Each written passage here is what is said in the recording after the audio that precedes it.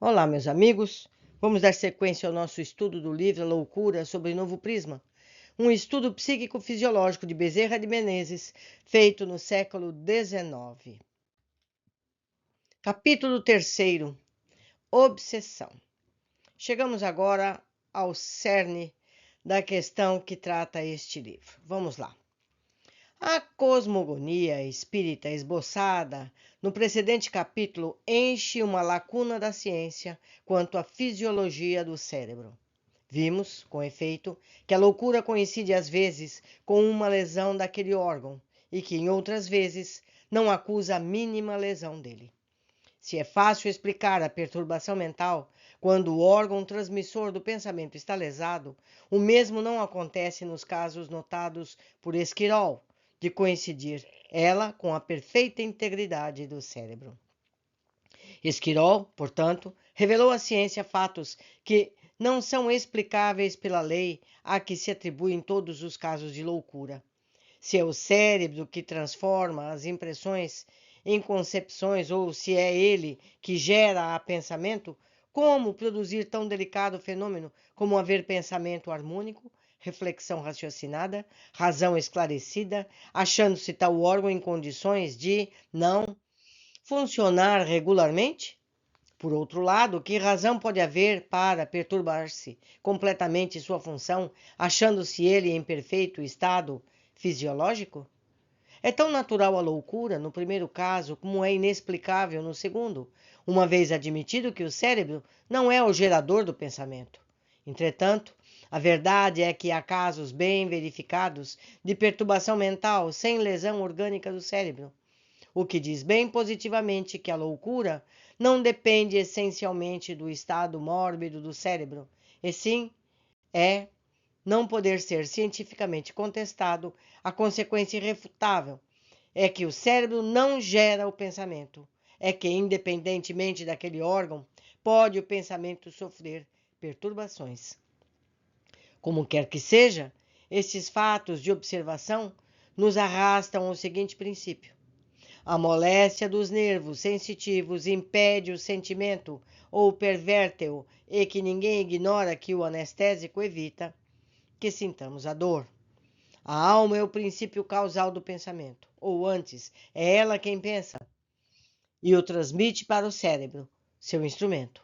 A alma é que possui, no ser humano, a faculdade de pensar, tendo por suas relações com o corpo, enquanto lhe estiver presa, necessidade do cérebro para transmiti-lo, donde a inevitável coação toda vez que o instrumento não estiver em boas condições.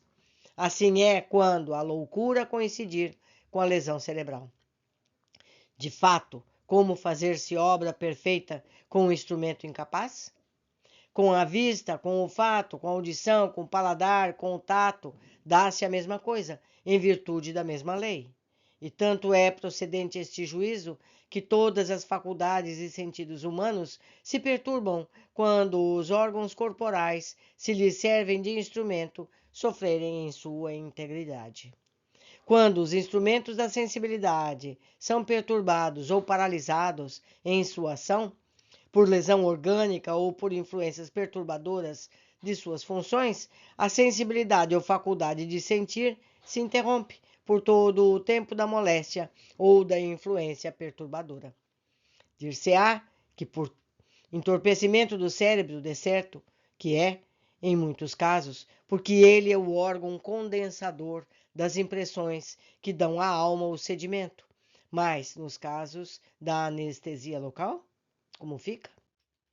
A impressão não chega ao cérebro, pois os nervos condutores são entorpecidos, e nós já provamos que a sensibilidade e a insensibilidade são da mesma alma e não do cérebro, como o fato de recebermos um ferimento e não lhe sentirmos a dor, senão quando a alma descansa de suas preocupações, embora o cérebro haja recebido a impressão.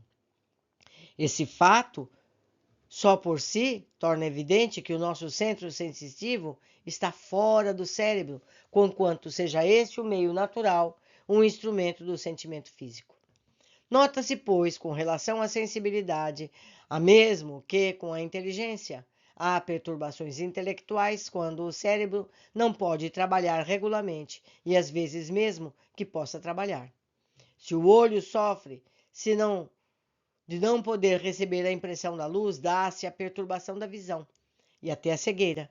Mas tanto não é o olho que vê, que muitas vezes os objetos ferem a retina e não são vistos.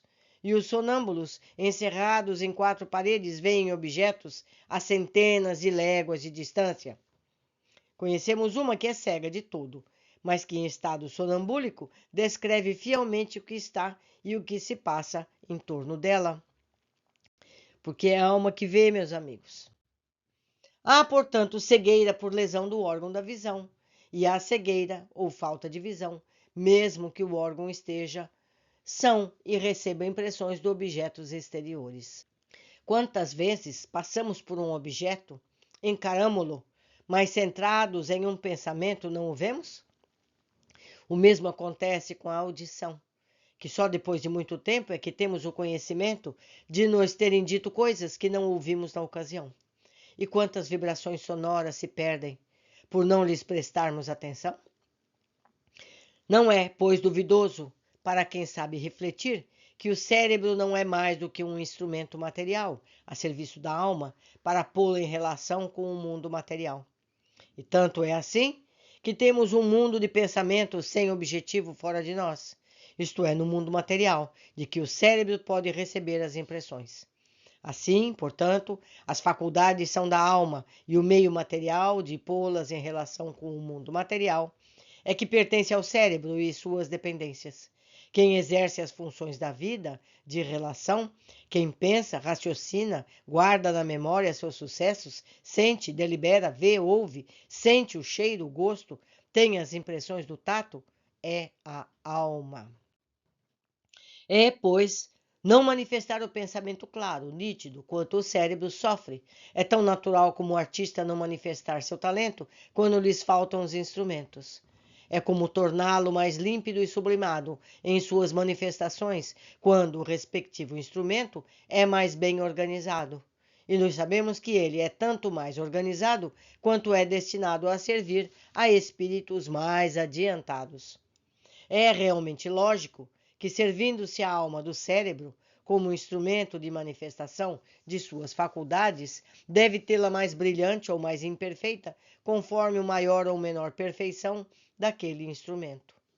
Dois homens, dos quais um tem cérebro mais normal, devem manifestar capacidades diferentes, sendo sempre superior à do que se dispõe a melhor instrumento. Bem firmado, pois, o princípio de que todo o organismo é instrumento da alma, explicada fica a razão por que não vemos, não ouvimos, não pensamos, mesmo que funcionem fisiologicamente os respectivos órgãos materiais, isto é, em virtude da lei de se ver, ouvir e pensar, independentemente do organismo, nos casos, por exemplo, de desprendimento da alma sem a interrupção da vida. Ele se refere aqui ao caso de desdobramento. A pessoa em sono pode ter livre o seu espírito, a sua alma, e esta se distancia vendo coisas à distância. Continuando. No capítulo 2 deste trabalho, citamos as experiências demonstrativas deste fato, as quais têm abalado as doutrinas filosóficas mais bem firmadas. A revelação de Walpurgis, quando não tivéssemos a de Bernheim, bastaria para prová-la. Não repisemos nesse ponto, mas liguemo-lo à lei que rege os fenômenos humanos da vida de relação.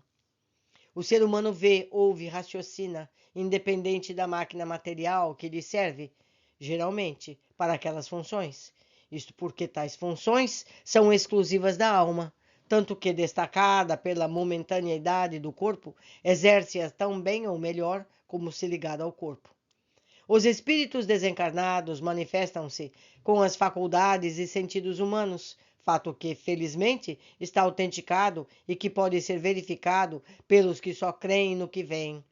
Se, pois, o louco for sonambulizado ou se seu espírito for atraído a um médium sonambúlico, discorrerá corretamente, caso sua loucura seja resultante de lesão cerebral.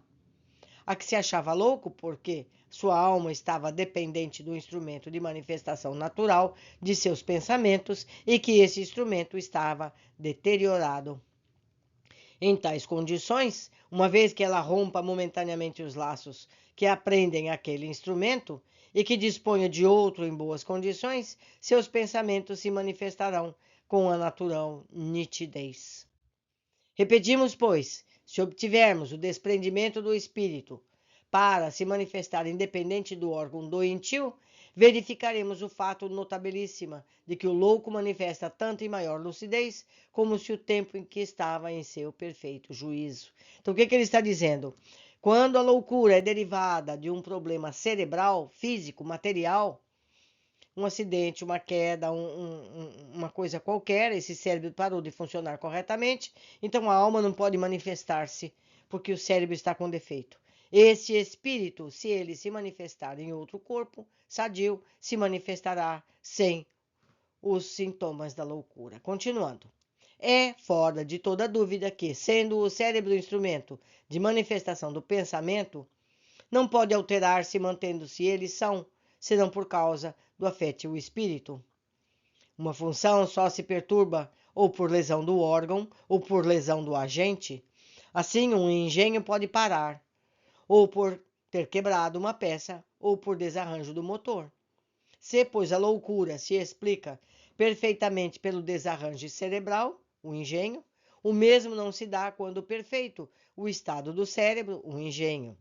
Neste caso, é preciso procurar a causa do mal fora do órgão, fora do engenho, e já sabemos que o agente, o motor, que devemos procurá-la. Ora, sendo o agente do pensamento o espírito ou alma, é óbvio que a alma ou espírito se filiam a casos de loucura que não têm sede no cérebro. São os casos observados por Esquirol e por outros respeitáveis fisiologistas.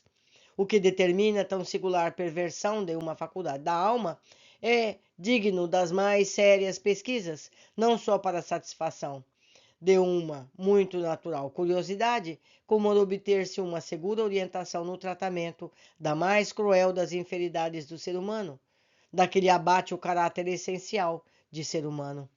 A ciência nadará em um oceano de incertezas, enquanto acreditar que a loucura depende exclusivamente do cérebro. Em tal hipótese, é que é racional tratarem-se todos os casos de loucura pelo mesmo sistema, pelo emprego dos meios que curem o cérebro. E quando o cérebro nada sofrer?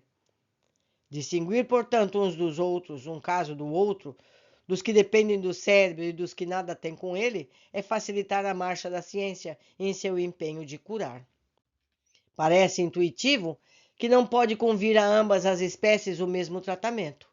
A cura das moléstias de fundo orgânico e das que são efeito de causas morais não se pode alcançar pelos mesmos meios. Ninguém se propõe a curar com tisanas, ou seja, com chazinhos, moléstias morais, nem a curar por meios morais moléstias orgânicas. Um hipocondríaco, por lesão do fígado, trata-se por meios terapêuticos, mas um que sofre de spleen não se cura com aquele tratamento. Me perdoem, eu não sei o que é spleen, eu não trouxe a vocês essa tradução, mas acho que vocês são capazes de descobrir. Continuando, a ciência precisa distinguir as causas físicas das morais para poder aplicar às moléstias os meios correlativos. Ora, a loucura, como temos demonstrados, é moléstia de fundo orgânico em alguns casos e é de fundo espiritual em outros casos. Logo, a ciência precisa bem conhecer essa diferença para variar a ação segundo a espécie. Tudo o que ela sabe até hoje é exclusivamente aplicável aos casos orgânicos, porque até hoje, apesar da ponta do véu levantada por Esquirol, ela não tem cogitado de discernir espécies diferentes de loucura. Importa, pois, abrir larga discussão sobre este ponto, para não continuar a desordem no tratamento, confundindo-se na ordem das loucuras incuráveis, como são quase todas as causadas por lesão cerebral. Inúmeros casos de natureza desconhecida e que, como provam os exemplos acima citados, são suscetíveis de cura. Para distinguir essa nova espécie, chamar-lhe-emos cura moral ou mais apropriadamente, cura psicológica, por tratar-se da perturbação da faculdade anímica e não do instrumento de manifestação. Como quer que seja, cumpre-nos indagar como e por que se dão aquelas perturbações, e mais os meios de combatê-las, etiologia e tratamento, visto que no estudo da etiologia há ensejo para descobrir-lhe a natureza. A empresa é árdua, sendo nos primeiros que a acomete, e por isso sem onde beber luz. Já sabe, porém, o leitor que vamos procurá-la nas ideias enunciadas pela ciência espírita, que se funda na observação e na experiência. Não são, conseguintemente, fantasias as considerações que, por bem da humanidade, o maior congresso da ciência, nos propomos desenvolver aqui. São ilações lógicas dos princípios irrecusáveis que formam o contexto daquela ciência, cujas primeiras ilações, já deslumbrando o mundo, preocupando os mais altos espíritos de todos os países. Como, porém, toda ideia nova, por mais sublimada que seja, encontra sempre a mais enraivecida oposição. Firmaremos em provas, de fato, o que vamos exceder. Vamos dar mais um intervalo na nossa leitura para seguirmos adiante no próximo vídeo. Eu deixo aqui o convite para procurarem nos canais de YouTube dezenas de psicólogos e psiquiatras do século XXI que já estão tratando os problemas mentais com ferramentas espirituais. Convido a procurarem o Dr. Sérgio Felipe, que tem uma clínica e a escola, a Uniespírito, onde ele trata pacientes com problemas da alma que manifestam, entre aspas, a sua loucura, como antigamente, mas que felizmente nos dias de hoje, em nosso século, esse tratamento é rápido e eficaz. Não há necessidade mais de um internamento. Por hoje ficamos aqui. Abraços a todos. Eu os aguardo no estudo seguinte.